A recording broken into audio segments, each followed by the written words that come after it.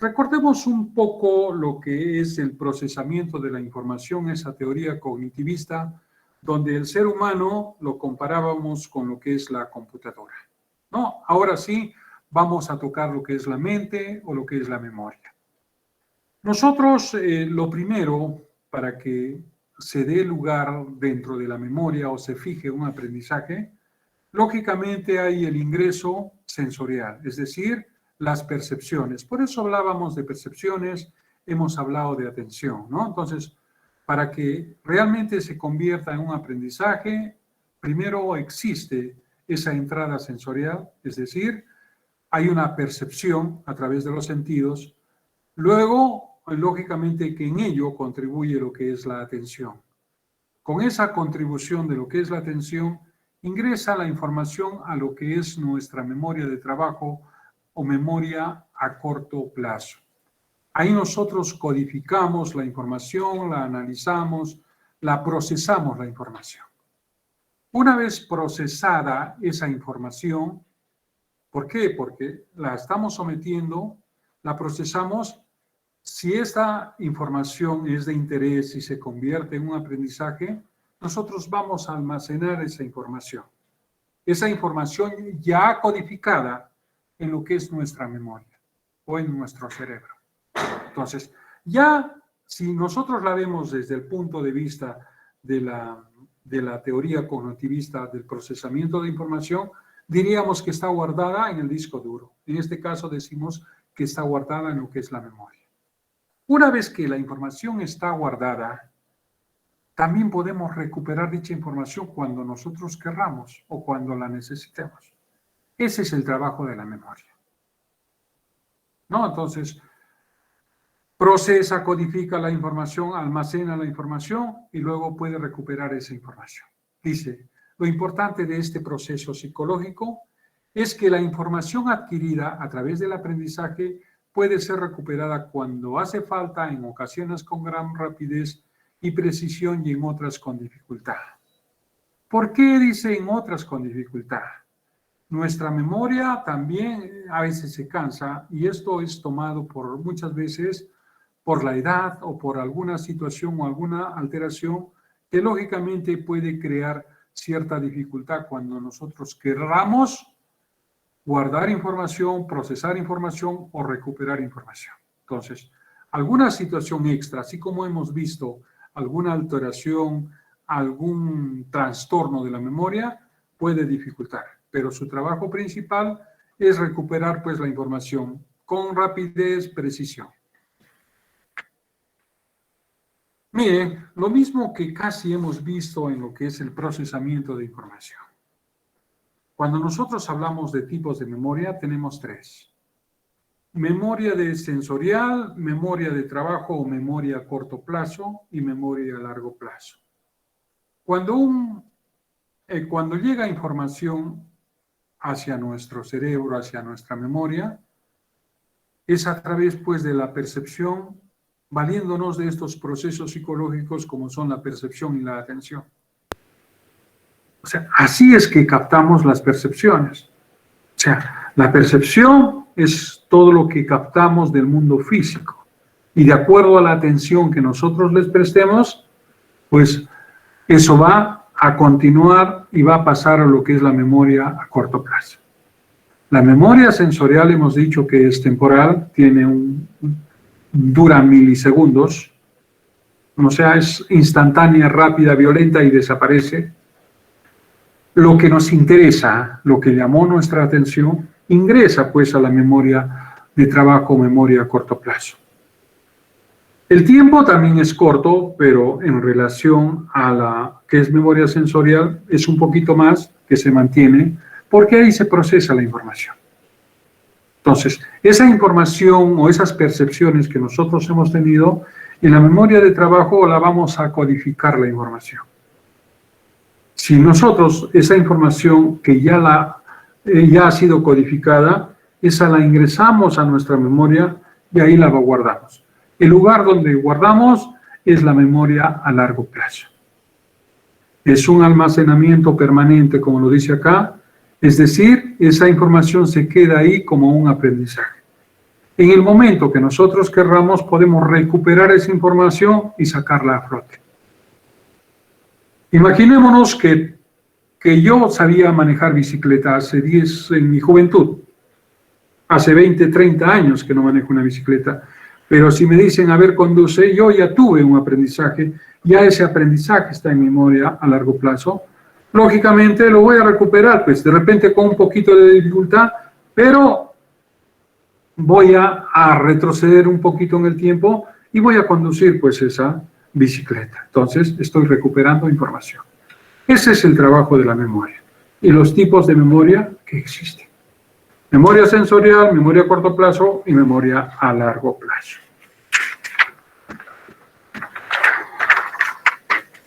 Bueno, acá está más especificado.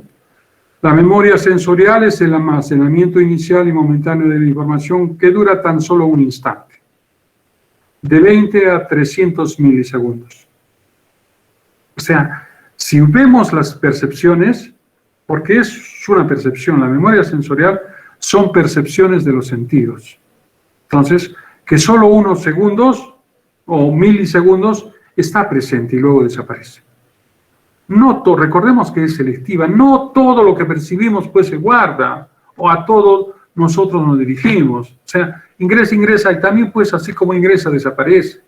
Solo aquel que prestamos demasiada atención y que nos llama el interés es lo que ingresa pues a la memoria a corto plazo o a la memoria de trabajo. Esa es la memoria a corto plazo.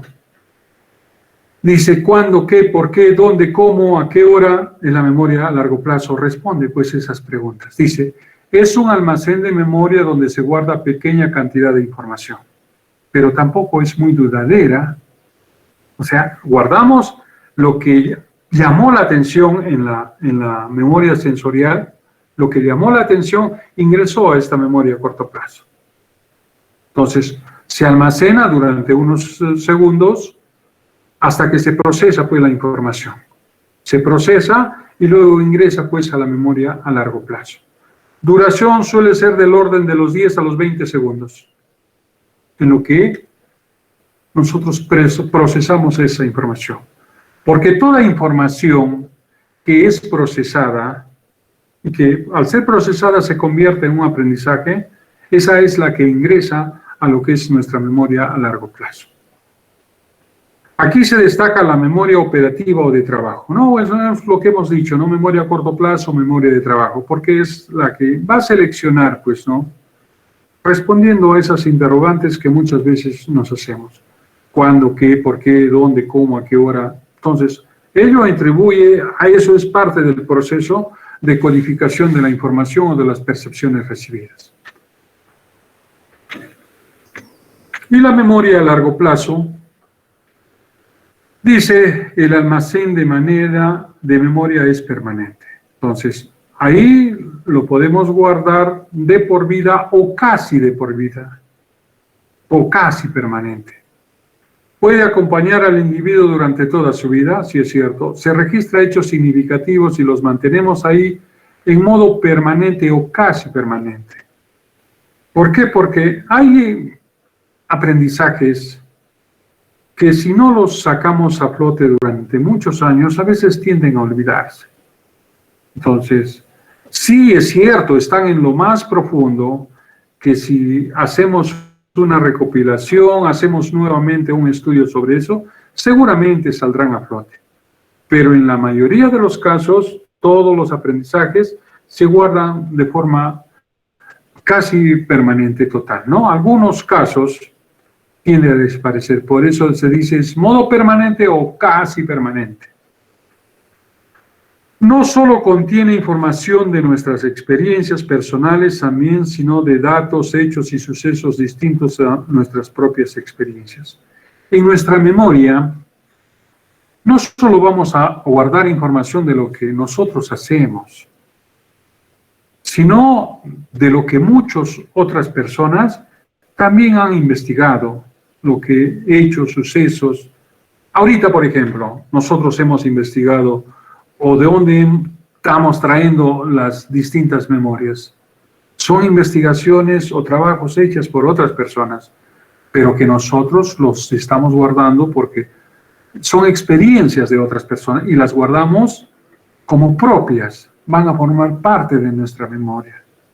Entonces, no solo nuestras experiencias, sino también el desenvolvimiento. El olvido se manifiesta en que es imposible recordar.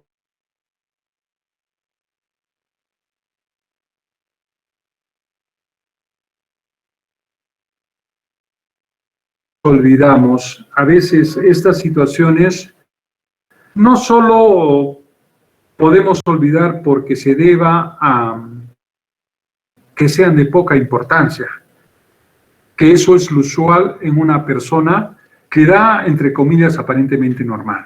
Pero cuando el sujeto sube algún tipo de alteración, trastorno, algún daño a nivel del cerebro, puede ocasionar que nosotros no recordemos. Entonces, ahí también puede ser el olvido, o sea, no reconozcamos algo.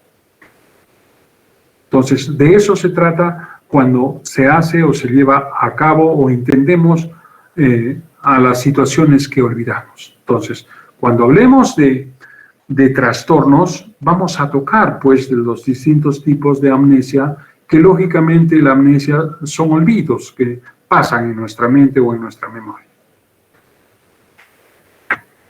¿Qué es el olvido? Imposibilidad de acceder a una información que se supone almacenada en la memoria.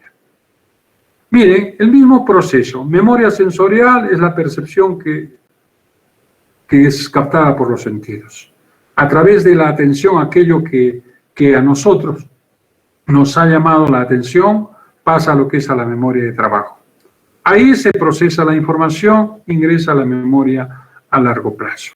Cuando está ese conocimiento o ese aprendizaje en la memoria a largo plazo, no se puede recuperar, ahí se convierte en el olvido. Ya, cuando no se puede recuperar, entonces nos convertimos en el olvido. Lo mismo podría suceder en nuestra memoria sensorial. El olvido también puede ocurrir. Tú has tenido percepciones rápidas,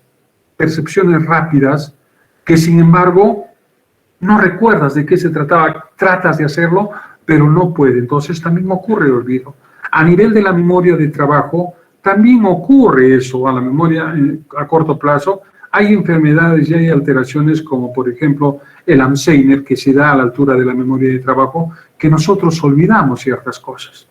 Entonces, a nivel de las tres memorias, sea sensorial, de trabajo, de largo plazo, puede darse lo que es el olvido. Puede darse. Porque el olvido es la no recuperación del recuerdo. Entonces, en nuestra memoria de trabajo se puede dar. En nuestra memoria a largo plazo, que es lo que más usualmente nosotros utilizamos y que ahí es donde enfocamos a veces el olvido, pero sí puede darse en cualquier de los tres tipos de memoria. Trastornos de la memoria. ¿Qué son los trastornos de la memoria? Dice, es el déficit de la... el trastorno de la memoria. Son alteraciones que tienen como resultado problemas de codificar, almacenar y recuperar la información. Cuando hemos visto la diapositiva anterior, estamos hablando de problemas de codificación, de almacenar información y de recuperar información. Entonces, esos son lo que se refiere cuando tocamos, pues, los trastornos de la memoria, es decir, cuando se da el olvido. Dentro de los principales tipos de alteraciones tenemos la amnesia, la hiperamnesia, la hipoamnesia. O sea, tenemos distintos trastornos. La amnesia es el déficit de la memoria, es la pérdida total o parcial de la memoria, puede ser reversible o irreversible y afecta a la fijación, almacenamiento y recuperación de la información. O sea, en todos los sentidos, en todas las memorias, sensorial, de trabajo, a largo plazo puede afectar. Se observa en trastornos orgánicos del cerebro, heridas, infecciones, intoxicaciones, golpes, etc. Entonces, por múltiples razones puede generarse una amnesia. O sea, puede haber una pérdida total o parcial, ¿no? Entonces, acá hay uno de los donde se puede observar trastornos orgánicos, heridas, infecciones, intoxicaciones, golpes, que pueden generar una amnesia. Amnesia total Tipos de amnesia: pérdida total. Amnesia parcial: olvidar un corto periodo de tiempo. Amnesia lagunar: olvida lo que pasó antes de un hecho traumático, tomando solo episodios o periodos. Lagunar es que escoges dentro de tu vida un espacio, algo que tú no quieres recordar. Parcial es no recordar de repente un periodo largo de tiempo. Y la total es cuando no hay nada. Entonces, esos son los tres tipos de amnesia. Amnesia anterógrada y retrógrada. ¿A qué se refiere? Esto es aplicable dentro de lo que son los tipos de amnesia que lo hemos visto anteriormente, a la total, a la parcial o lagunar. Se puede dar una amnesia anterógrada o retrógrada. De acuerdo al tipo de memoria que se implique, tendremos la distinción entre anterógrada o retrógrada. Amnesia anterógrada es la incapacidad de formar recuerdos nuevos, imposibilidad de aprender algo nuevo. Entonces, ¿a qué se refiere que acá hay una afectación a lo que es la memoria a corto plazo? Y que lógicamente no vamos a fijar nuevos recuerdos, no vamos a guardar nueva información. Entonces, a eso se refiere con anterógrada, es a futuro. Uno es el famoso Alzheimer, que sucede una afectación que el Alzheimer recuerda en el pasado, más a partir del momento que sufren este trastorno, lógicamente, al no trabajar la memoria a corto plazo, no va a permitir un almacenamiento en la memoria a largo plazo. Y por tanto, se ve afectada. Entonces, por eso cuando tú estás con una persona que padece Alzheimer, te puede preguntar cada 2-3 minutos cómo te llamas o hacerte la misma pregunta, porque no lo recuerda, se olvida en unos segundos. Las causas: por lesiones cerebrales, traumatismo cráneoencefálico, encefalitis, problemas vasculares. Y la amnesia retrógrada es la incapacidad de evocar recuerdos. Eso va con el pasado, es decir, con lo que tú has vivido anteriormente. Sí. Se da en determinadas experiencias, amnesias sistémicas, épocas concretas.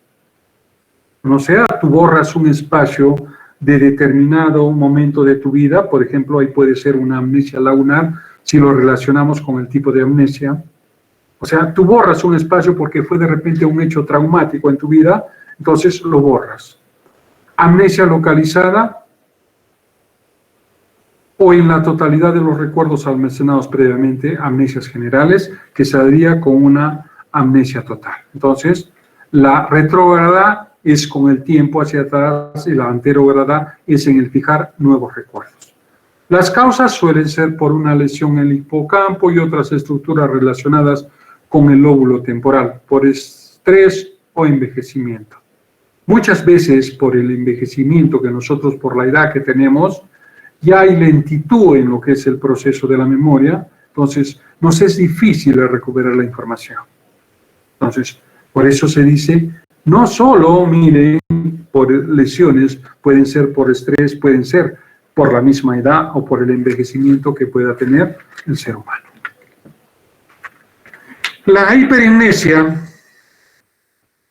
aumento de la capacidad de evocación, aumento exagerado del recuerdo con mucha rapidez y fluidez. Creo que acá es bastante claro, en el sentido de que nosotros le preguntamos algún tipo de recuerdo, algo que ha pasado, entonces hay una exageración en el narrar. Lo hacen en forma rápida, exagerando, y con bastante rapidez y fluidez. Entonces, hay aumento de la capacidad de evocación del recuerdo. O sea, en pronunciar o en manifestar el recuerdo. Le preguntas tal cosa, violentamente te responden eso. Normalmente esto se da pues en los grandes calculadores y en ciertos prodigios memorísticos. No, a ustedes quizá hayan observado a veces hasta niños, a ver, dígame una multiplicación de 10 cifras y automáticamente trabajan rápido. ¿Y por qué? Porque aprendieron en el pasado que era una multiplicación de tantos números que lo evocan en forma violenta y tienen la respuesta. También puede observarse como síntoma de la excitación maníaca, ¿no? Entonces, dentro de un trastorno, de un problema ya a nivel mental, pues también puede estar presente la hiperamnesia. La hipo, lo contrario, disminución de la capacidad de evocación. Las personas tienen más dificultades para recuperar sus recuerdos, No se pierde el recuerdo, pero se recuerda de manera vaga y difusa. Suele darse en casos de hipocondría, depresión, retardo mental, parálisis general, osteoesclerosis, alcoholismo crónico. Incluso, miren, en la misma edad del envejecimiento puede dar lugar a eso, ¿no? Hablamos de retardo mental, hay lentitud en lo que es el proceso memorístico para recuperar la información y su aprendizaje, recordemos que es más lento. Entonces, en último, la hipoamnesia, como vemos, es una disminución en la capacidad de evocación, lo contrario a la que es la hiperamnesia. Y otra de los trastornos también bastante mentados es la paramnesia.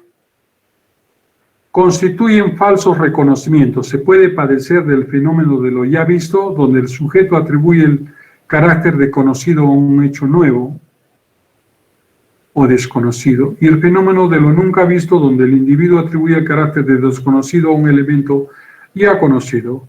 Ustedes se han percatado, no por broma, porque muchos lo hacen por broma o para acercarse a una persona, dicen, yo te conozco, yo te he visto, cuando en realidad nunca lo han visto. Pero cuando se trata de un tipo de memoria, sucede algo parecido. Yo te conozco, yo te he visto, sí, tú eres él. Entonces, hacemos que ya, o sea, nuestra memoria dice que realmente hay un falso reconocimiento en esa persona. O sea, atribuyen conocerlo cuando en realidad nunca lo han conocido, nunca lo han visto. Hay un falso reconocimiento. O lo contrario, podemos haber entablado una relación de amistad, de convivencia mucho tiempo, y sin embargo, si yo no te conozco, nunca te he visto, ¿quién eres? Entonces, a eso se llama paramnesia. Muy bien, ingresemos al pensamiento, dado que yo sé que estos temas dentro del aprendizaje es extenso, pero bueno, ¿qué es el pensamiento? El pensamiento implica una actividad global del sistema cognitivo con intervención de los mecanismos de memoria, atención, procesos de comprensión, aprendizaje, lenguaje, todo. El pensamiento es algo que se antepone a la acción, ¿no? Entonces, antes de cualquier actividad, antes de cualquier situación, antes de la resolución de un problema, hay una actividad mental que requiere un esfuerzo, que hace la utilización de lo que hemos mencionado de los distintos procesos, y que lógicamente eso se da a nivel de nuestra mente, y que se da pues antes de la acción. Es anticipar las consecuencias de la conducta sin realizarla. O sea, todo lo sometes a tu mente, entonces tú actúas en función a eso. Lógicamente esto está determinado pues por la experiencia, por los aprendizajes, ¿no? Por el aprendizaje previo, por las vivencias que tú has tenido, por todo aquello que ha influido en ti durante toda tu vida. Y como hemos dicho, intervienen procesos, memoria, atención, procesos de comprensión, aprendizaje, lenguaje, etcétera, etcétera. Entonces, en el pensamiento, todo ello trabaja. Porque es pues el cuestionamiento, el análisis, la reflexión de todo ante una respuesta. Es por eso que el pensamiento se da a nivel de la mente y es la anticipación al comportamiento que nosotros querramos obtener. Eso es el pensamiento. Hemos tocado esto para enfocarnos en lo que es el pensamiento creativo. ¿Qué es el pensamiento creativo? Antes que nada hay que ver qué es creatividad. ¿Qué es la creatividad? Implica huir de lo obvio, lo seguro y lo previsto para producir algo que resulta novedoso, nos dice. Miren, la creatividad es pues, es crear algo diferente, algo que no existe, algo que no es obvio, algo que no es previsible. Es decir que nosotros cuando hablamos de creatividad es crear algo diferente. A eso se refiere con creatividad. Y cuando esta creatividad la aplicamos al pensamiento creativo, hemos visto lo que es el pensamiento. Entonces, ahí se van a trabajar nuevas ideas, nuevos conceptos, nuevas combinaciones, porque el pensamiento creativo va a tender a ser diferente, va a tender a ser original, va a ser único, algo que no existe. Entonces, la creatividad es una, que se da lógicamente dentro de la creación de algo. Y el pensamiento creativo es a nivel de nuestra mente, de nuestros pensamientos. Es la función de todos esos aprendizajes o esos mecanismos que intervienen, que han intervenido, ¿no?, en el sistema cognitivo, y que esos aprendizajes los llevamos a nuestra mente cuando creamos o queremos crear algo diferente. Si quiero investigar sobre un tema, lo que primero que yo hago, pues necesariamente es un pensamiento, pero tú quieres hacer algo diferente, ahí viene lo que es el pensamiento creativo, porque si vas a hacer lo que ya está establecido, lo que ya es obvio, entonces lógicamente ese es un pensamiento, pero no es un pensamiento creativo. Un pensamiento creativo es cuando va más allá, cuando te lleva a algo diferente, a algo original, algo que no está establecido, algo que no está dado. Eso es el pensamiento creativo. Ahora, ¿qué factores intervienen en lo que es el pensamiento creativo? En primer lugar, para que exista un pensamiento creativo, tiene que haber fluidez, pero la fluidez se refiere a la cantidad de ideas que se tienen o se dan para la solución, para investigar un tema, para crear algo diferente. O sea, es la cantidad de ideas que ocurren en tu pensamiento para dar solución a eso. A eso se refiere con fluidez, ¿no? A ese conjunto de ideas que tú vas creando en tu pensamiento para llegar a una solución o crear algo diferente de lo ya establecido. Otro de los factores es la flexibilidad. Es la variedad y heterogeneidad de las ideas producidas, nace de la capacidad de pasar fácilmente de una categoría a otra. Es decir, si tú estás creando algo, tú no te vas a cerrar en algo, tienes que ser bastante flexible. Tu pensamiento creativo tiene que estar en función a eso, para que sea, tiene que haber flexibilidad. Si una idea, en lo que es fluidez, la estás aplicando y sabes que en el transcurso te vas dando cuenta que la otra idea está mejor, lógicamente me pasaré a la otra y seguiré con el otro. ¿Por qué? Porque voy a buscar pues una solución a algo que yo quiero o que me interesa realmente. Entonces, en ese sentido, existe, pues está presente en lo que es el pensamiento creativo la flexibilidad. Y lógicamente la originalidad, pues que tiene que ser único. Es la rareza relativa de las ideas producidas. Es único, entonces, diferente a lo ya existente. Es original, por eso dice. Y un factor que adicionalmente se le aplica es la viabilidad. O sea, de que esa idea o ese pensamiento creativo que tú tienes sea factible, pues, de realizarse. Que sea aplicable a la práctica. A eso se refiere con viabilidad. Bien, otra de las situaciones es el pensamiento lateral. Cuando nosotros hablamos de pensamiento lateral, es un sinónimo de pensamiento creativo, porque el pensamiento lateral es el pensamiento que va en busca de estas tres características o tres factores del pensamiento que hemos visto. Es la aplicación de ello. Sin embargo, tenemos el pensamiento vertical, que esto está en función a lo que realmente ya es obvio, ya está establecido. Cuando yo voy a dar solución a un problema, si yo tengo mis guías, tengo ya qué es lo que voy a hacer, porque ya está establecido, entonces sencillamente consultaré las distintas fuentes sobre lo que voy a hacer. Ese es un pensamiento vertical porque ya está dado. Porque ya cada paso está establecido, cada idea ya tiene una secuencia. Entonces, sin embargo, en el pensamiento lateral estoy hablando del pensamiento creativo, también llamado divergente, provocativo. Este tiene pues esa fluidez, esa flexibilidad, esa originalidad, es donde realmente el sujeto se arriesga mucho más allá de lo esperado porque busca algo diferente. Es la exploración de algo nuevo, algo diferente, algo original. Eso es el pensamiento lateral. Cuando nosotros hacemos una comparación entre el pensamiento vertical y el pensamiento lateral. Lateral, creativo. vertical, lo obvio y lo ya establecido. Entonces, a eso nos estamos refiriendo. Muy bien, jóvenes, señoritas, vamos a volar con lo que es un poquito, a ver.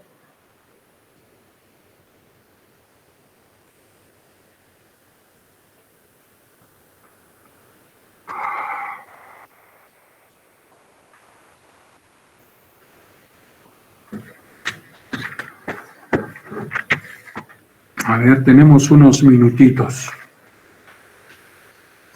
Dice, un grupo de alumnos, en la sesión anterior hemos visto algunas preguntas, pero no están relacionadas con la práctica, son preguntas nuevas que hemos tratado para que realmente nosotros vayamos enfocando. Estas las tienen con solucionario y todo. La primera dice, un grupo de alumnos realiza un tipo de aprendizaje. Estos alumnos aplican sus propias estrategias, se autoevalúan para asegurarse que el contenido de la información ha sido realmente aprendido y en algunos casos toman medidas correctivas para alcanzar las metas de aprendizaje, teniendo en cuenta su propio avance y autoevaluación. Por tanto, podemos decir que este grupo de alumnos está realizando un aprendizaje. A ver. Cooperativo, A. La A. ¿Qué dicen los demás? Autorregulado, profe. Es autorregulado. No implica que el grupo de alumnos que realizan un tipo de aprendizaje, cada chico está utilizando sus propias estrategias para beneficio propio. Se están autoevaluando, están asegurando sus propios contenidos, su propia información. Es cierto que es un grupo, pero eso no implica que sea aplicado en un aprendizaje cooperativo. Cuando hay un aprendizaje cooperativo es la fusión de todo en apoyo o en soporte del grupo. En este caso, lo que ha mencionado su compañero, la B, es un aprendizaje autorregulado. Señale verdadero o falso con relación a los diferentes aspectos a tener en cuenta en el aprendizaje autorregulado. A ver, tienen esta lectura y tienen estas 5 alternativas. ¿Cuál creen ustedes que es la correcta?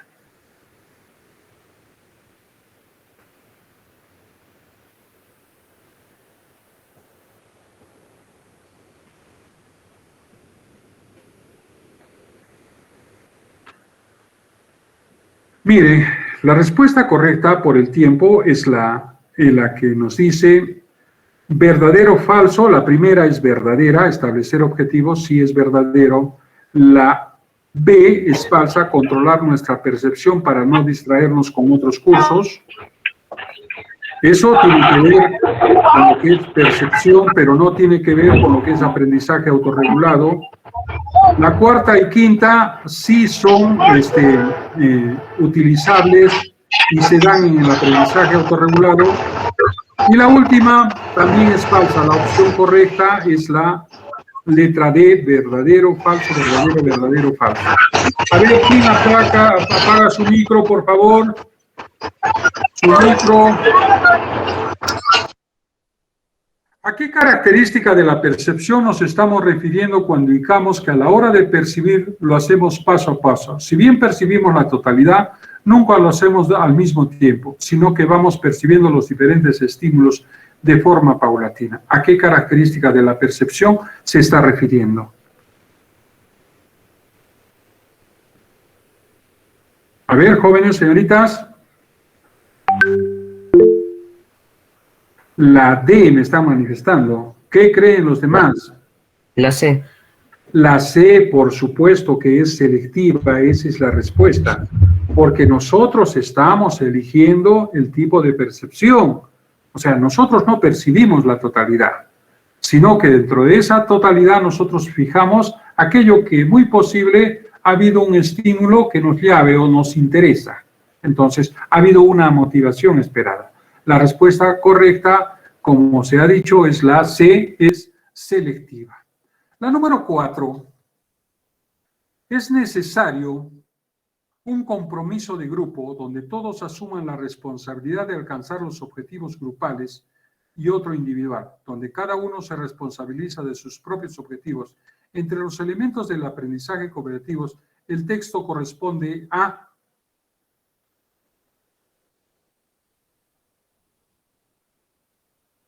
Bien, nosotros La hemos B. hablado, a ver, la B. Acá tengo otras alternativas. A ver, La E. la E. ¿Qué dicen los demás? Miren, La C, la C. la C. Dentro de uno hay la responsabilidad individual y grupal. Y acá en nuestro texto lo que nos está pidiendo, donde todos asumen esa responsabilidad de alcanzar los objetivos grupales e individuales. Entonces, acá tiene que existir un compromiso tanto individual como grupal. Entonces, la respuesta correcta es la C, responsabilidad individual y grupal. Bien, la ley de la figura y fondo que nosotros la hemos tocado anteriormente y la hemos visto en una figura que se les ha presentado de la teoría de la Gestalt, donde la figura es el elemento que destaca sobre otros y el fondo contiene elementos que no son el centro de atención. ¿Qué característica de la percepción corresponde? De la figura y fondo, recuerde, de las leyes, la primera, y si tenemos si nos fijamos en los animalitos que hemos percibido, ¿cuál es nuestro primer impacto? Esa es la figura y el fondo es todo lo demás. ¿A qué característica de la percepción corresponde esta apreciación o esta percepción? ¿Qué estamos haciendo cuando elegimos la figura y el fondo? La D me están manifestando Selectiva. La respuesta correcta es la C, la D, perdón, la D es selectiva, porque nosotros estamos seleccionando aquello que nos ha jalado, pues, la atención. Entonces, es una de las características, pues, de la atención. Entonces, ahí, en este caso, es selectiva. Nosotros estamos optando de cuál es para algunos la figura y para otros es el fondo. Y en otros casos puede ser al inverso. Entonces, es selectiva. Muy bien, jóvenes, hasta aquí nomás hemos llegado el día de hoy.